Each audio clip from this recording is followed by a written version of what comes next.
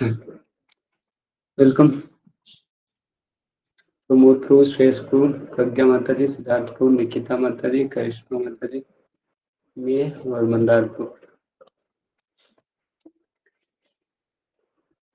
शुरू करते।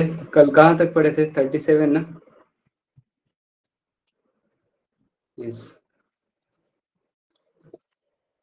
तो हमने बात किया था कि 31 से प्रेयर कर लेते हैं। ओम ज्ञान तिमिरान्धस्य ज्ञानंजन शलाकया चक्षुरुन्मीलितं येन तस्मै श्री गुरुवे नमः। नमो विष्णुपादाय कृष्णपृष्ठाय भूतले श्रीमती भक्तिवेदांत स्वामिनिति नाम्ने नमस्ते सारस्वते देवे गौरवाणी प्रचारिणे निर्विशेष शून्यवादी पाश्चात्य देशतारिणे। जय श्री कृष्ण चैतन्य प्रभु नित्यानंद श्री अद्वैत गदाधर श्रीवास आदि गौर भक्त वृंद। हरे कृष्ण कृष्ण कृष्ण हरे हरे, हरे राम राम राम हरे हरे, हरे कृष्ण। तो इसके पहले सकाम कर्म के बारे में बात चल रहा था, तो 31 से 37 तक। आज हम बात करेंगे 38 में। आज हम 2 श्लोक पढ़ेंगे, 38 और 39। ठीक है। तो 39 थोड़ा बड़ा है, तो हम जल्दी से करेंगे 38। ये श्लोक मेरे बाद कौन रिपीट करना चाहते हैं? Hare Krishna, you can raise your hand. Pramod प्रभु, धन्यवाद प्रभु। क्या आप अकेले ये पढ़ सकते हैं? तो स्क्रीन विजिबल नहीं है, शेयरिंग हो रहा क्या बात करते हो? है। ओके, ठीक है। हाँ, मिल गया। सुखे दुखे समय कृत्वा लाभ अलाभो जया जयो ततो युद्धाय युजस्व नैवं पापम अवाप्स्यसि।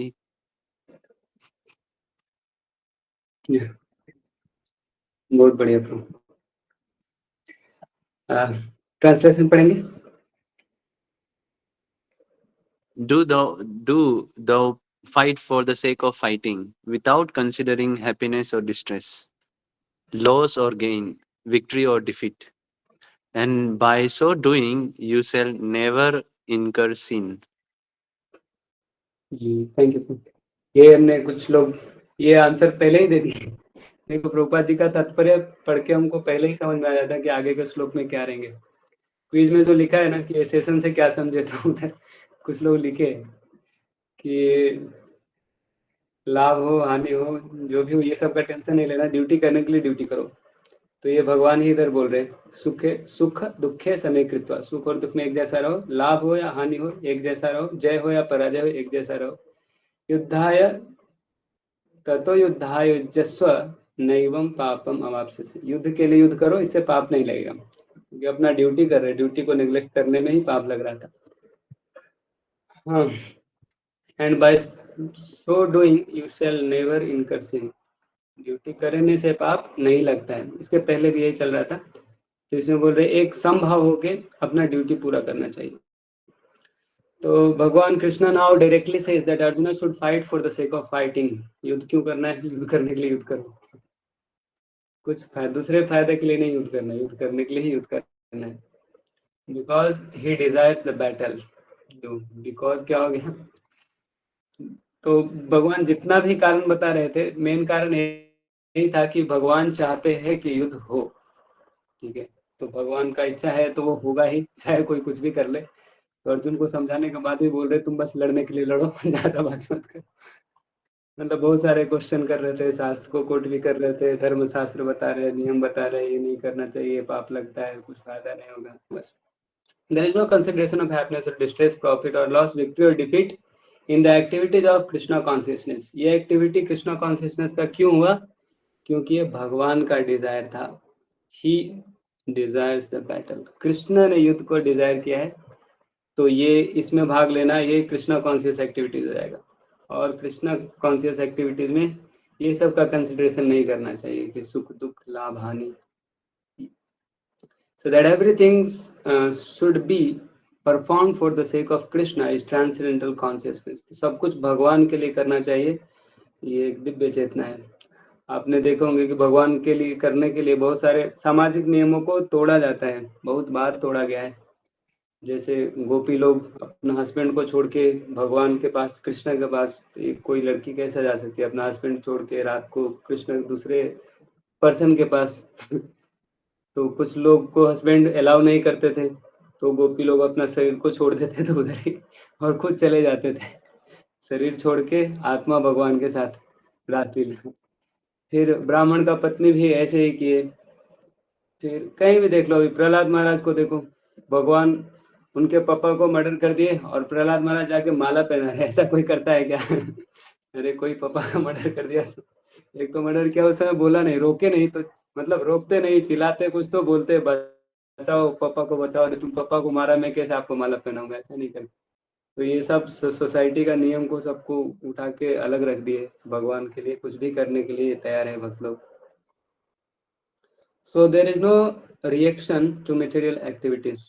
तो क्योंकि भगवान के लिए कर रहे हैं, तो जो भी अगर वो एक्टिविटी भगवान के लिए ही कर रहे हैं, तो उसका कुछ एक्टिविटी, उसका कुछ रिएक्शन नहीं होगा, पुण्य पाप नहीं होगा। ये आगे चैप्टर में बताया जाएगा, कर्म, विकर्म और अकर्म। तो ये अकर्म है, अगर हम भगवान के लिए कुछ करते हैं तो उसके लिए पुण्य और पाप नहीं लगता। तो ये भगवान के लिए कैसे था? ये डायरेक्ट भगवान का ही इच्छा था।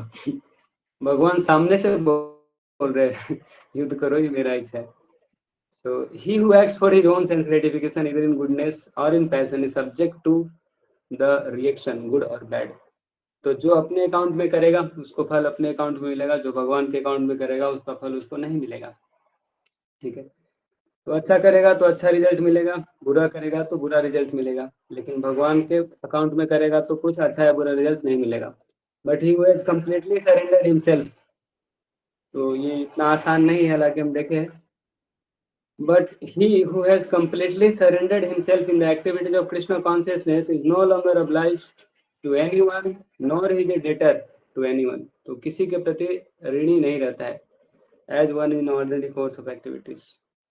तो ये भागवतम में बताया गया है कि देव ऋषि भूतात्य नृणाम पितृणाम न किंकरो नायम ऋणी च राजन सर्वात्मना यः शरणं शरण्यं गतो मुकुंदम परिहृत्य कर्तम। तो इसमें बोल रहे हैं कि देव देव बहुत सारे लोगों को हमारा ना ऋण होता है। कौन कौन लोग हैं? देवता लोग, ऋषि मुनि लोग, सारे लिविंग एंटिटी, हमारे रिलेटिव्स और बाकी कॉमन मैन और बाकी फोर फादर्स। तो ये सबका ऋण रहता है हमारे ऊपर। सब लोग ऋणी हैं, दुनिया में जितने लोग भी जन्म लिए सब लोग ऋणी हैं। देवता लोग देते हैं, पानी देते हैं, बारिश, धूप, हवा। ऋषि मुनि लोग ज्ञान दिए, शास्त्र लिखे, व्यासदेव, ऐसे बहुत सारे लिविंग एंटिटी भी हमको कभी न कभी हेल्प करते हैं, रिलेटिव लोग हमको हेल्प करते हैं, बाकी कॉमन मैन भी हमको हेल्प करते हैं। पितृ लोग हमको जन्म दिए, पूर्वज नहीं होते तो हमको जन्म कैसे मिलता? तो सबके प्रति हमारा ऋण है। न किं करुणायम ऋणी च राजन सर्वात्मनाय शरणम शरण्यम। तो जो शरण्यम है, जिसका शरण लेना चाहिए वो कृष्ण है, उनका शरण अगर ले लिए तो वो शरण्यम कौन है? वो मुकुंद है। तो मुकुंद है वो सबसे बड़े शरण्य है, तो उनके शरण में जाना चाहिए। तो जो मुकुंद का शरण ले लिए है तो उनको, और वो किसी के प्रति ऋणी नहीं रहते हैं, ना अयम ऋणी, और वो ऋणी नहीं रहते। तो anyone who has completely surrender into Krishna Mukunda, giving up all other duties, is no longer debtor, nor is he obliged to anyone, not the demigods, deva, nor the sages, rishi, not the people in general, nor kinsmen, apta, nor humanity, nridam, nor forefathers, pitrinam। ये भागवतम 11:5-41 श्रीमद् भागवतम में। So that is the indirect hint given by Krishna to Arjuna in this verse, and the matter will be more clearly explained in the following verse. तो आगे इसका discussion होगा। तो जो भी doubt भी है अगर आपको, तो हमारा डाउट सब सॉल्व होगा आगे। ये श्लोक मेरे बाद कौन पढ़ेंगे? हरे कृष्णा। प्रमोद प्रभु, धन्यवाद। एषते अभिहिता सांख्ये अभिहिता संख्ये बुद्धिर्योगे तिमां शृणु।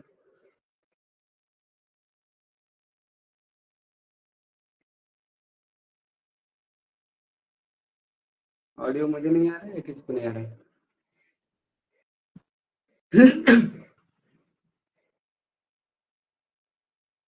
अभी ऑडियो नहीं आ रहा है किसको?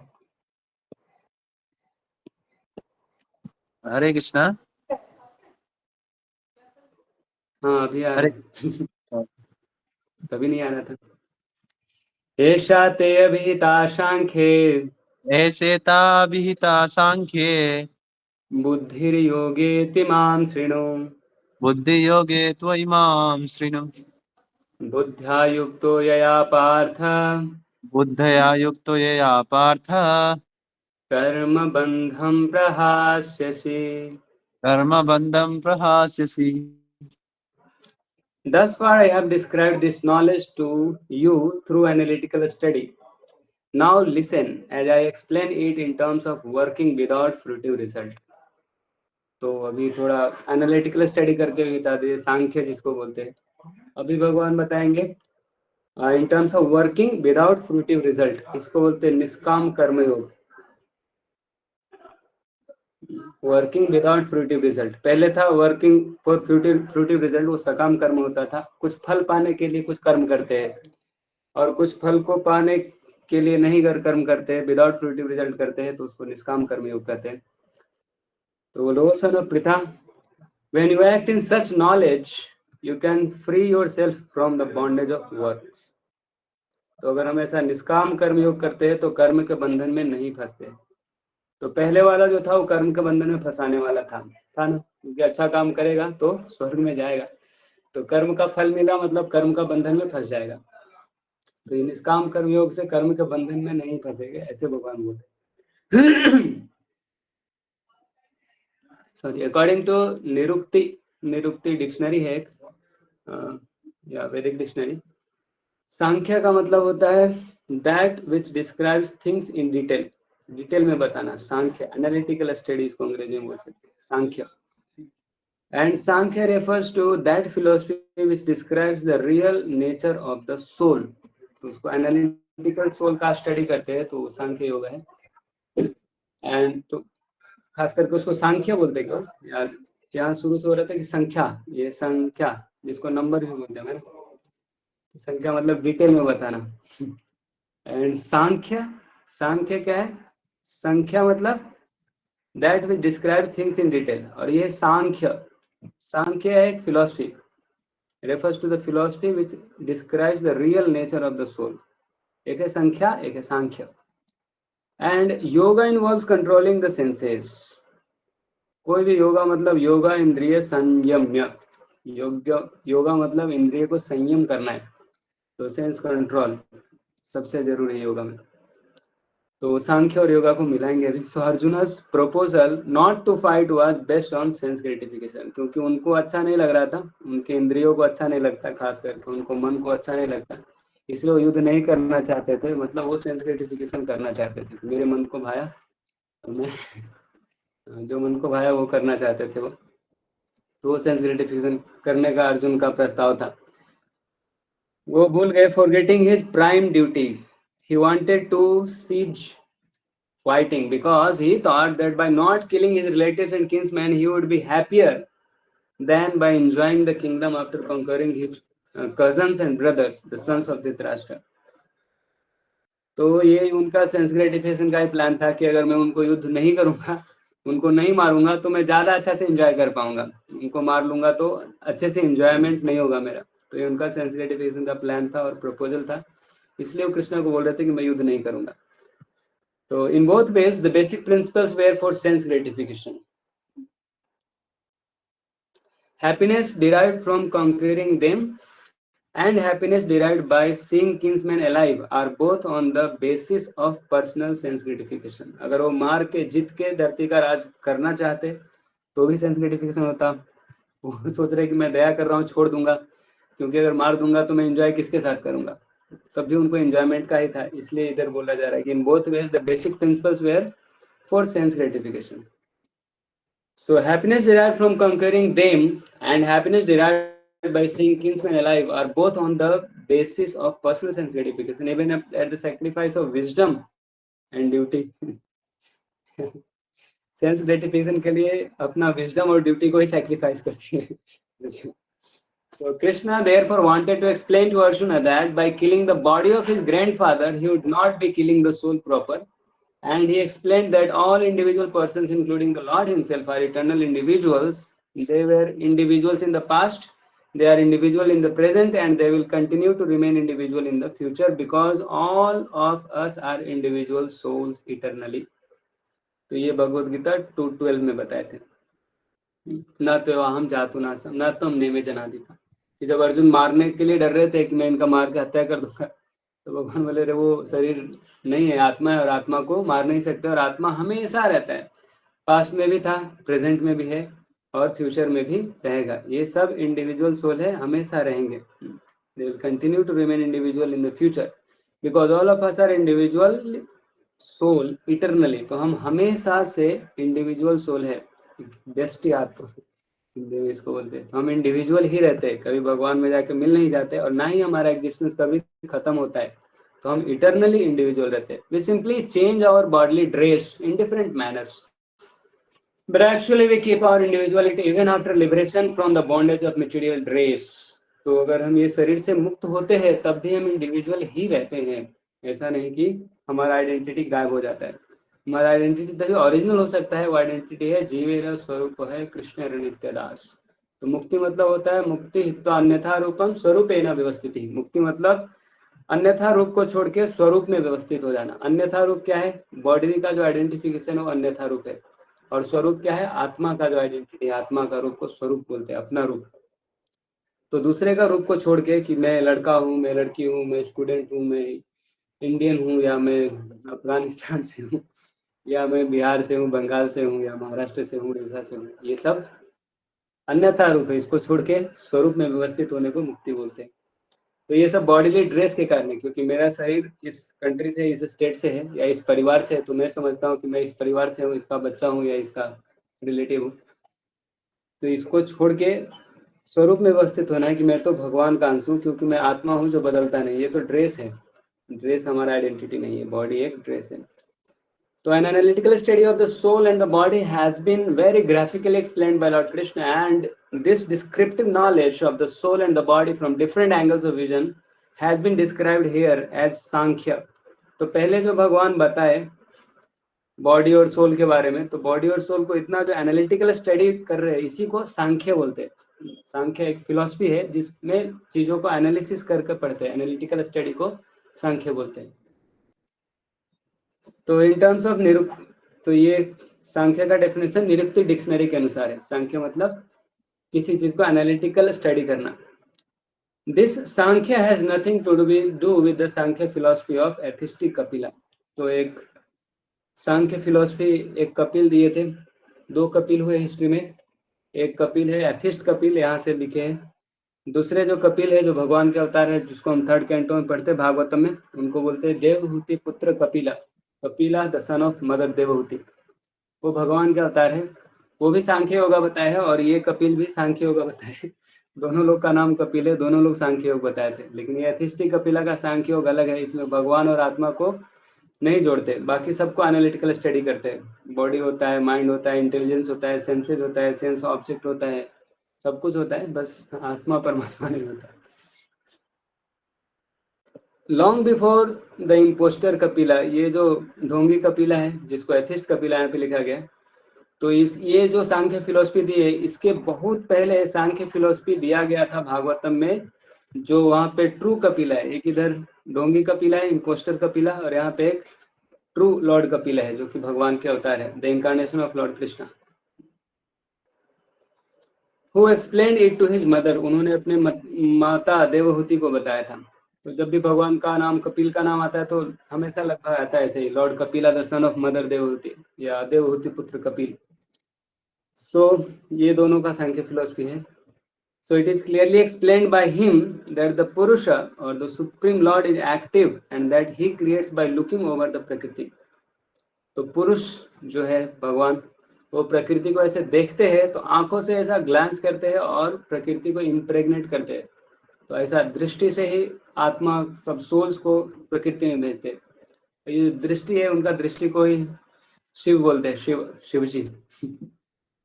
और ये प्रकृति, ये ब्रह्म संहिता में आगे रहता है, आगे या फिर जो parallelly. So it is clearly explained by him that the Purusha or the Supreme Lord is active. तो ये जो भगवान कपिल है वो बता रहे हैं कि पुरुष है मतलब सुप्रीम लॉर्ड है, वो जब देखते हैं प्रकृति को तो उधर से वो सोल को देते हैं प्रकृति में। तो he creates by looking over the प्रकृति, स ऐक्षता, ऐसा वेदांत सूत्र में सूत्र रहता है, स ऐक्षता। वो देखते हैं और देखने से उनका क्रिएशन हो जाता है। मूवी वाले लोग भी एक ऐसा ही डायलॉग बोलते हैं, बहुत गंदा dialogue. This is accepted in the Vedas, ऐसा भगवान कर सकते हैं, भगवान देख के प्रकृति को इंटेग्रेट कर देते हैं। This is accepted in the Vedas and in the Gita. The description in the Vedas indicates that the Lord glanced over the Prakriti or nature and impregnated it with atomic individual soul. तो भगवान देखते हैं और प्रकृति को प्रेग्नेंट बना देते हैं, सारे जीव को, लिविंग एंटिटी को भेजते हैं। फिर लिविंग एंटिटी को जैसे फादर सीड देते हैं, मदर उसको बॉडी देते हैं, तो इस तरह से नेचर, प्रकृति से हमको शरीर मिलता है, सारे जीवों को शरीर मिलता है। So all these individuals are working in the material world for sense gratification. ये सब लोग लगे हुए हैं आईटी करने में, इंद्रिय तृप्ति। इसको अंग्रेजी में सेंस ग्रेटिफिकेशन बोलते हैं, इसको हिंदी में आईटी बोलते हैं, इंद्रिय तृप्ति। तो सब लोग है, किसी को टेंशन लेने का जरूरत नहीं है। मैं नहीं हूँ, आप अकेले नहीं हैं। ऑल दिस इंडिविजुअल सोल्स, जो भगवान जिसको भेजे इस नेचर में, सब लोग लगे हैं, are working in the material world for sense gratification and under the spell of material energy they are thinking of being enjoyers. वो माया में, मोह में आके सोचते हैं मैं भोगता हूँ, मैं भोग करूंगा, मैं भोग करूंगी। This mentality is dragged to the last point of liberation when the living entity wants to become one with the Lord. ये भोग करने का इच्छा बढ़ते बढ़ते इतना बढ़ जाता है कि मैं भगवान में जाके एक हो जाऊंगा। तो ये जो कैवल्य मुक्ति जो चाहते हैं, तो जो वो लोग हैं वो सबसे बड़े सेंस ग्रेटिफिकेशन वाले लोग हैं। वो मतलब सोचते हैं मैं इतना भोग कर करके मेरा पेट नहीं भरा है, मैं डायरेक्ट जाके भगवान में घुस जाऊंगा, मैं भगवान ही बन जाऊंगा, मैं इतना भोग करूंगा, मैं ही भोक्ता बन जाऊंगा। भगवान बोलते हैं आगे 5.29 में, भोक्ता राम यज्ञ तपस्याम सर्वलोक महेश्वरम, जितने भी यज्ञ तपस्या सबका एंजॉयर कृष्णा ही है। So this is the last snare of maya. तो माया में वो इतना पड़ जाता है कि लास्ट में वो सोचने लगते हैं कि मैं ही भगवान हूँ। वो सोचते हैं कि मैं माया से मुक्त हो गया हूँ। तो वो ही सबसे बड़ा माया में है कि वो सोच रहा है कि मैं माया से अलग हो गया हूँ। This is the last snare of maya और sense gratificatory illusion, and it is only after many births of such sense gratificatory activities that the great soul surrender to Vasudeva. ये 7.3 में रहेगा है ना, Lord Krishna by fulfilling the search after the ultimate truth. उधर बताते हैं कि बहुनाम जन्मनामन्ते ज्ञानवान माम प्रपद्यते वासुदेव सर्वमिति स महात्मा सुदुर्लभ। तो बहुनाम जन्मनाम अन्ते, बहुनाम many births, only after many births of such sense gratificatory activities, तो ऐसा इंद्रिय तृप्ति करके बहुनाम जन्मनाम अंते, बहुत जन्मों और मरण के बाद अंत में, तो ऐसे महात्मा लोग the great souls surrender into Vasudeva, Vasudeva सर्वमिति स महात्मा सुदुर्लभ है। ऐसा महात्मा लोग बहुत दुर्लभ होता है जो ये जान जाता है कि वासुदेव सर्वमिति, कृष्ण ही सब कुछ है। ऐसा करके भगवान का शरण लेते हैं। तो ऐसे कब लेते हैं? बहुत जन्मों के बाद लेते हैं। ये भी आगे चैप्टर में आएगा। Arjuna has already accepted Krishna as his spiritual master by surrendering himself unto him. शिष्यस्तेहम साधिमाम त्वाम प्रपन्नम। शिष्यस्तेहम, मैं आपका शिष्य हूँ। साधिमाम, मुझ पे शासन कीजिए या प्लीज इंस्ट्रक्ट मी। और त्वाम प्रपन्नम, आपके शरण ले रहा हूँ। So consequently, Krishna will now tell him about the working process of buddhi yoga or karma yoga. Or in other words, the practice of devotional service only for the sense gratification of the Lord. ये देखो, sense gratification ही करना है तो भगवान का sense को gratify करो। तो इसको बोलते हैं बुद्धि योगा या कर्म योगा। आगे जगह पे बुद्धि योगा और 2 बार आया है, मैं उधर पढ़ रहा था, इसके पहले समृत हो देखा, तो उस समय जो बुद्धि योगा आएगा वो भक्ति योगा रहेगा। तो यहाँ जो बुद्धि योगा है वो कर्म योगा के बारे में बता रहे। तो कौन से वर्ड का कहाँ पे क्या मीनिंग होगा ये आचार्य लोग ही बताएंगे। ज़्यादा डिक्शनरी पढ़ने से हमको ज्ञान नहीं होगा, क्योंकि भगवान का भक्त ही जानते हैं कि भगवान का भाव क्या है। तो जैसे अपने लोग कोई भी जो अपने लोग या दोस्त है उसका भाषा कोड में भी बात करते तो जानने वाले लोग जान जाते हैं, बाकी लोग को पता नहीं चलता है।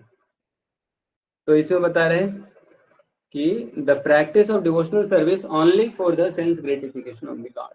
इसी को चैतन्य चरितामृत में इसको प्रेम बोलते हैं। आत्मेंद्रिय प्रीति इच्छा धारे बोली काम, कृष्ण इंद्रिय प्रीति इच्छा धरे प्रेम नाम। कृष्ण के इंद्रियों का प्रीति के लिए जो भी हम इच्छा एंडेवर करते हैं उसको प्रेम बोलते हैं, और अपने इंद्रियों के लिए हम जो इच्छा करते हैं उसको काम बोलते हैं, लस्ट। ये लस्ट और लव में डिफरेंस है। कृष्ण के इंद्रियों को तुष्ट करना चाहते हैं तो वही प्रेम है, और अपने इंद्रियों को संतुष्ट करना चाहते हैं तो वो काम है, वो लस्ट है। This buddhi yoga is clearly explained in chapter 10 verse 10.10 ददामि बुद्धि योगम तम ये न माम उपयांति। ऐसा मैं बुद्धि योगा दूंगा जिससे मेरे पास आओगे। As being direct communion with the Lord who is sitting as परमात्मा in everyone's heart, तो उससे भगवान को हम समझ पाएंगे, ऐसा बुद्धि होगा भगवान देंगे उधर बताए। But such communion does not take place without devotional service. लेकिन भक्ति के बिना तो नहीं हो सकता है। One who is therefore situated in devotional or transcendental loving service to the Lord, or in other words, in Krishna consciousness, attains to this stage of buddhi yoga by special grace of the Lord. तो ये बुद्धि होगा जिससे हम भगवान को प्राप्त कर सकते हैं, ये भगवान का कृपा से ही मिलेगा। By the special grace, खास कृपा चाहिए। तो the Lord says therefore that only to those, तो ये भगवान बुद्धि योगा किसको देते हैं? Only to those who are always engaged in devotional service out of transcendental love. क्या है श्लोक? सततम कीर्तयन्तो माम ये जना पर्युपासते तेषां नित्यभियुक्तानां नहीं। क्या श्लोक है? क्या है? प्रमोद 10:10 है क्या ये?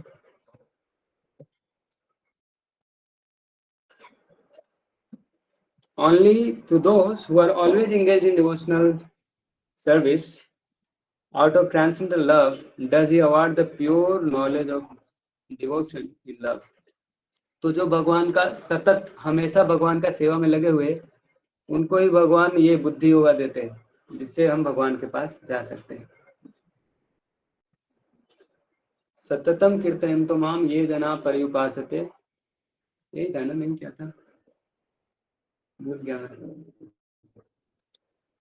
In that way the devotees can reach him easily in ever blissful kingdom of God. तो अगर जो भगवान का सेवा में हमेशा लगा है उसको भगवान बुद्धि योगा देंगे, या फिर उसको बोल रहे हैं, क्या बोल रहे हैं? Pure knowledge of devotion in love. तो इसी को बुद्धि योगा बोला जा रहा है, ये भगवान देंगे, और उससे क्या होगा? हम भगवान के पास आसानी से जा सकते हैं, भगवान के धाम में जाके भगवान का साथ रहेंगे। Thus the buddhi yoga mentioned in this verse is devotional service of the Lord, and the word Sankhya mentioned herein has nothing to do with the atheistic Sankhya yoga enunciated by impostor Kapila. तो ऐसा तविता सांख्य, जो सांख्य था, फिर बुद्धि योगे तू इमाम श्रृणु। मतलब अभी तक जो बताया वो सांख्य था, एनालिटिकल स्टडी बताया, अभी मैं आपको बुद्धि योगा बताने जाऊंगा इसके बारे में, इसलिए बता रहे। तो इसमें सांख्य योगा बुद्धि योगा दोनों आया था। तो सांख्य योगा जो है वो एथिस्टिक कपिला से लेना देना नहीं है, जो हमारे कपिल भगवान बताए थे वो है, और बाकी फिर सोल और बॉडी के बारे में एनालिटिकल स्टडी बताया, इसलिए इसको हम सांख्य बोल सकते हैं। और बुद्धि योगा है कि भगवान प्योर नॉलेज दे रहे हैं भगवान का प्रेम के बारे में, भगवान के समझने के बारे में, जिससे हम भगवान को के पास जा सकते हैं। सो वन शुड, तो इसको भक्ति योगा भी बोल रहे हैं, ये बुद्धि yoga. Thus the buddhi yoga mentioned in this verse is the devotional service of the Lord, and the words बुद्धि योगा मतलब भक्ति है, और सांख्य योगा मतलब एथिस्ट का सांख्य नहीं है। यहाँ सांख्य का मतलब कि बॉडी और सोल का एनालिटिकल स्टडी बता रहे थे, ये ज्यादा बड़ा नहीं है, हम जल्दी पढ़ते हैं। One should not therefore misunderstand that the Sankhya yoga mentioned herein has any connection with the atheistic Sankhya, nor did that philosophy have any influence during that time. क्योंकि जो एथिस्ट जो कपिल है ना वो बहुत बाद में आए थे, जब भगवान थे तभी वो नहीं थे, अभी वो कलयुग के लोग हैं। तो उस समय इसका बारे में कोई जानते नहीं, तो तभी भगवान सांख्य योग के बारे में बोल रहे हैं, मतलब इसका तो नहीं बोल रहे, क्योंकि ये तभी था ही नहीं, इसका फिलोसफी ही नहीं था, ये ही नहीं था। तो nor would the Lord Krishna care to mention such godless philosophical speculation. तो अगर उधर रहता भी तो भगवान हो के ही गॉडलेस स्पेकुलेशन फिलोसफिकल स्पेकुलेशन क्यों होता है, जिसमें भगवान का कुछ जिक्र ही नहीं है। तो real Sankhya philosophy is described by Kapil Bhagavan in Srimad Bhagavatam, but even that Sankhya has nothing to with the current topic. यहाँ पे सांख्य का मतलब क्या है? Here Sankhya means analytical description of the body and the soul. Sankhya मतलब analytical study. So Lord Krishna made an analytical description of the soul just to bring Arjuna to the point of बुद्धि योगा और भक्ति योगा। तो ये एनालिसिस करके उनको बताए कि ताकि हम बुद्धि योगा या भक्ति योगा के स्तर पे आ सके, इसलिए Krishna Sankhya and Lord Kapila Sankhya as described in Bhagavatam are one and the same. देखो पहले तो बोल रहे कि सेम नहीं है, लेकिन फिर बोल रहे कि सेम है, क्योंकि कपिल भगवान जो बताए वो भी भक्ति योगी बता रहे थे, वो भक्ति का ही एनालिटिकल स्टडी बता रहे थे। ये जो सोल और बॉडी को एनालिटिकल स्टडी बताए, इससे भी हम इसी पॉइंट पर आ सकते थे बुद्धि योगा या भक्ति योगा के स्तर पे। इसलिए बोल रहे हैं कि जो भगवान कृष्ण ने सांख्य बताया और जो भगवान कपिल ने सांख्य बताया वो दोनों सेम ही है। दे आर ऑल भक्ति योगा, तो दोनों सांख्य योगा भक्ति yoga. Lord Krishna said therefore that only the less intelligent class of men make the distinction between Sankhya Yoga and Bhakti Yoga. ये श्लोक आगे आएगा। सांख्य योगा पृथक बाला प्रवदन्ति न पंडित। तो सांख्य और योग ये दोनों अलग है, ये जो पंडित लोग हैं वो नहीं बोलते हैं, मतलब जो पंडित है वो नहीं बोलते कि ये दोनों अलग अलग है, मतलब ये दोनों एक ही है।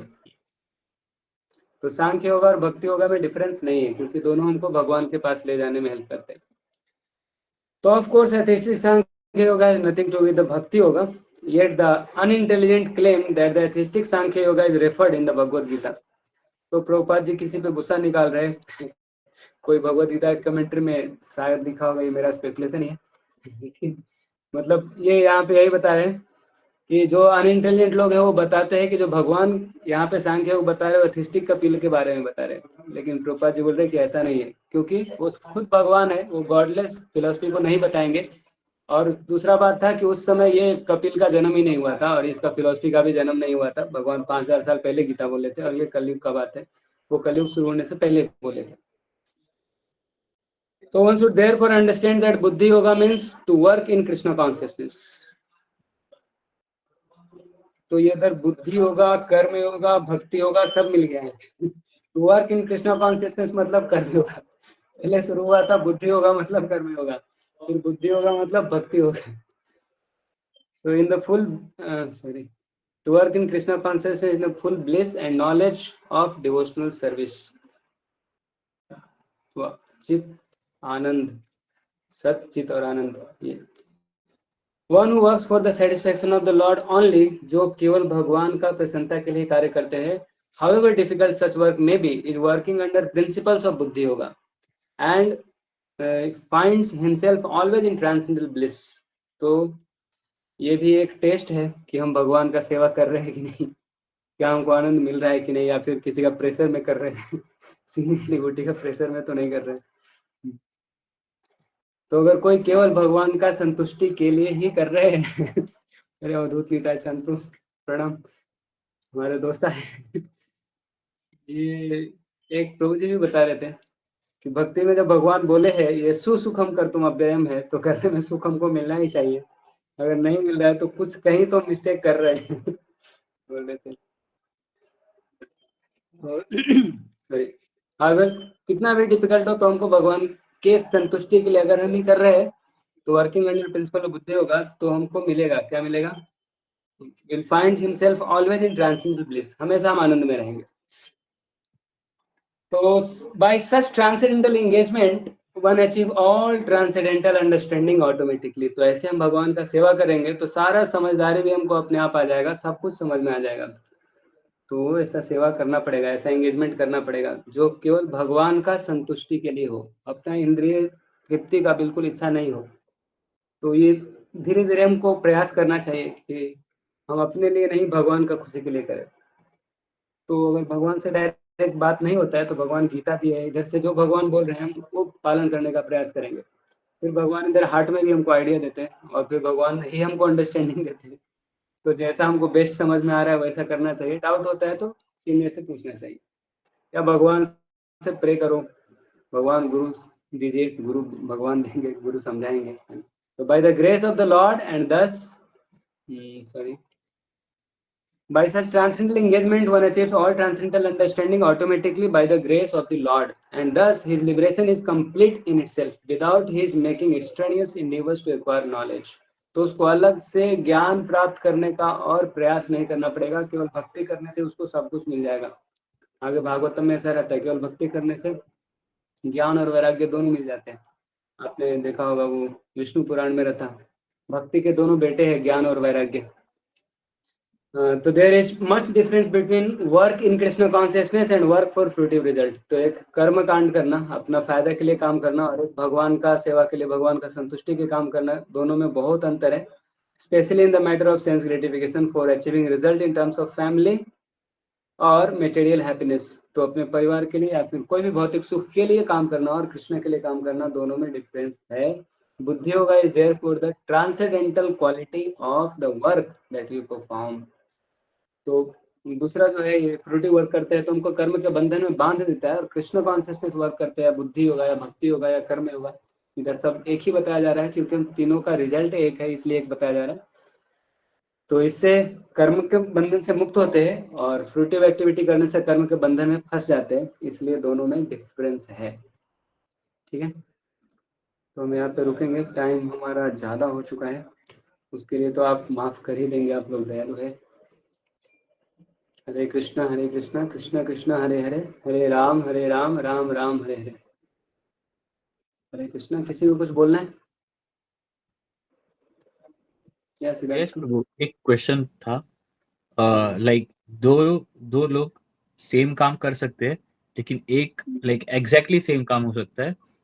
लेट्स से कुछ भी हो कि लाइक एक का दुकान है मान लो, एंड एक वन पर्सन कैन डू सकाम कर्मयोग and the other person can do निष्काम कर्मयोग, ये हो सकता है। हाँ हो सकता है। सो ये प्योरली इंटरनल स्टेट पे डिपेंड करता है। हाँ वो फ्रूट, ये कर्म मतलब उसका रिजल्ट के लिए, वो रिजल्ट किसके लिए कर रहा है, मतलब वो खुद का फायदे के लिए कर रहा है या फिर वो खुद का फायदा सोचे बिना केवल अपना ड्यूटी समझ के कर रहा है, ओके, ऐसा। और ये ट्रांजिशन कैसे होता है सकाम कर्मयोग से निष्काम कर्मयोग में? लाइक क्या अगर होता है? कोई इंसान लाइक फॉर अगर मुझे कंसिडर करना है, आई वोंट से कि आई एम डूइंग निष्काम कर्मयोग सकाम कर्मयोग, सो ग्रेजुअली सकाम कर्मयोग से निष्काम कर्मयोग की स्टेज तक कैसे पहुंचा जाता है? वो ग्रेजुअल प्रोसेस है, आगे शायद हाँ 12 चैप्टर में भगवान बताते हैं। पहले तो दान देने से शुरू करना चाहिए, हम जो कमाते हैं उसका ओके, थोड़ा दान देना चाहिए, डोनेशन वगैरह या चैरिटी वगैरह। तो हमको पता चलता है कि जो मैं कमा रहा हूँ सब मेरे एंजॉयमेंट के लिए नहीं है क्योंकि सब कुछ नहीं छोड़ सकते, कर्म का सारा फल नहीं दे सकते भगवान को या किसी को भी नहीं दे सकते। तो शुरुआत इधर से करना चाहिए कि उसका थोड़ा पोर्शन तो जो हम अर्निंग करते हैं उसका दान करना चाहिए। फिर धीरे धीरे मतलब उससे एक माइंडसेट बनेगा कि जो मैं कमा रहा हूँ मेरे भोग के लिए नहीं है ऐसा। तो उससे धीरे धीरे हम उसका रिजल्ट से डिटैच होंगे। ओके, फिर पूरा दूसरे के लिए करना, कर्म करना, फिर या फिर कर्म भगवान के लिए ही करना, वो थोड़ा मुश्किल हो गया। एक है कि कर्म मैं अपने हिसाब से करूंगा भगवान, लेकिन मैं आपको अपना रिजल्ट दे दूंगा लेकिन हाँ, सबसे ऊपर है कि भगवान जो बोल रहे वो करना, वो नहीं हो रहा है। ठीक है, मुझे ये काम करने का इच्छा है, ठीक है मैं यही काम करूंगा लेकिन रिजल्ट आपको दूंगा, बोल रहे इतना भी नहीं हो पाएगा। ठीक है, मैं थोड़ा सा रिजल्ट आपको दूंगा, नहीं ये भी मुश्किल है। ठीक है, मैं थोड़ा सा रिजल्ट मान लो गरीब को दे देता हूँ, मतलब खुद से दूसरे में करना है ऐसा, रिजल्ट में ही भोगू, इसको टेंडेंसी को धीरे धीरे कम करना है। तो मैं ऐसा धीरे धीरे प्रोग्रेस कर सकते हैं। और कुछ साइंस है कि अगर कोई इंसान तो लाइक जो वर्ड्स में दिया था लाभा लाभो जया जो, दैट इज द सिम्टम्स और साइंस की तरह हम कंसीडर कर सकते हैं कि जब भी हाँ कुछ ऊपर जाए कोई कुछ नीचे जाए, और अगर माइंड डिस्टर्बेंस अगर कम कम होते जा रहा है, इसका मतलब ग्रेजुअली प्रोग्रेस हो रहा है टुवर्ड्स निष्काम कर्मयोग। डिस्टरबेंस होता है क्योंकि हम अपना ही फायदा चाहते हैं, इसलिए डिस्टरबेंस होता है ना। ये हाँ, और सुख वो दुख तो आते डिस्टर्बेंस ही का शरीर से इंटेंसिटी related। का कम होते गया, तो फिर दैट इज अ साइन कि ग्रेजुअली उस डायरेक्शन में जा रहे हैं। हाँ, मतलब ये साइन होने का मतलब कि हम डिटैच हो गए कर्म के फल से। तो ये तो निष्काम कर्म योग होगा ना। थैंक यू प्रभु, हरे कृष्णा। फल से डिटैच हो गए, कर्म हम कर रहे हैं ड्यूटी के लिए, और कोई भगवान के लिए कर रहे हैं तो वो फिर भक्ति योग हो जाएगा। ठीक है प्रभु, हरे कृष्ण। और किसी को कुछ बोलना है? Any question, comment, challenge? Avadhut Nitai Chand Prabhu कुछ ऐड करना चाहते हैं? अवधूत निताई चंद प्रभु हमारे दोस्त हैं। ऑल क्लियर प्रभु जी, बहुत अच्छे से आप समझाते हैं, धन्यवाद। बहुत अच्छे टीचर हैं आप। हरे कृष्ण। ठीक है Prabhu. Hare Krishna Krishna Krishna Hare Hare, Hare Ram Ram Ram Hare Hare. Thank you so much. Meeting and.